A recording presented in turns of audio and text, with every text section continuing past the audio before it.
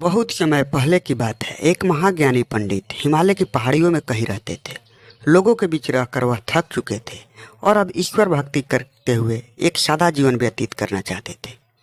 लेकिन उनकी प्रसिद्धि इतनी थी कि लोग दुर्गम पहाड़ियों, सकरे रास्तों, नदी, झरनों को पार करके भी उससे मिलना चाहते थे। उनका मानना था कि यह विद्वान उनकी हर समस्या का समाधान कर सकता है। इस बार भी कुछ लोग ढूंढते हुए उसकी कुटिया तक आ पहुंचे।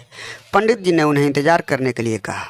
3 दिन बीत गए। अब और भी कई लोग वहां पहुंच गए। जब लोगों के लिए जगह कम पड़ने लगी तब पंडित जी बोले, आज मैं आप सभी के प्रश्नों का उत्तर दूंगा, पर आपको वचन देना होगा कि यहाँ से जाने के बाद आप किसी और से इस स्थान के बारे में नहीं बताएंगे, ताकि आज के बाद मैं एकांत में रहकर अपनी साधना कर सकूं। चलिए अपनी अपनी समस्याएं बताइए। यह सुनते ही किसी ने अपनी परेशानी बतानी शुरू की, लेकिन वह अभी कुछ शब्द ही बोल पाया था कि बीच में किसी और ने अपनी बात कहनी शुरू कर दी। सभी जानते थे कि आज के बाद उन्हें कभी पंडित जी से बात करने का मौका नहीं मिलेगा, इसलिए वे सब जल्दी से जल्दी अपनी बात रखना चाहते थे।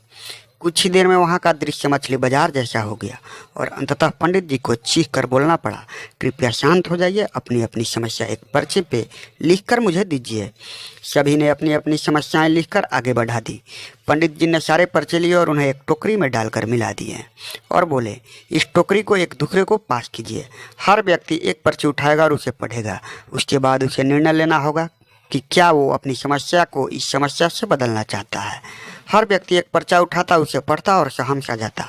एक एक करके सभी ने पर्चियां देख ली, पर कोई भी अपनी समस्या के बदले किसी और की समस्या लेने को तैयार नहीं हुआ। सबका यही सोचना था कि उनकी अपनी समस्या चाहे कितनी ही बड़ी क्यों न हो, बाकी लोगों की समस्या जितनी गंभीर नहीं है। 2 घंटे बाद सभी अपनी अपनी पर्ची हाथ में लिए लौटने लगे। वे खुश थे कि उनकी समस्या उतनी बड़ी भी नहीं है जितना कि वे सोचते थे। दोस्तों, ऐसा कौन होगा जिसके जीवन में एक भी समस्या न हो? हम सभी के जीवन में समस्याएं हैं। कोई अपनी स्वास्थ्य से परेशान है तो कोई अपने भाग्य से। हमें इस बात को स्वीकार करना चाहिए कि जिंदगी है तो छोटी बड़ी समस्याएं आती ही रहेंगी। ऐसे में दुखी होकर उसी के बारे में सोचने से अच्छा है कि हम अपना ध्यान उसके निवारण में लगाएं।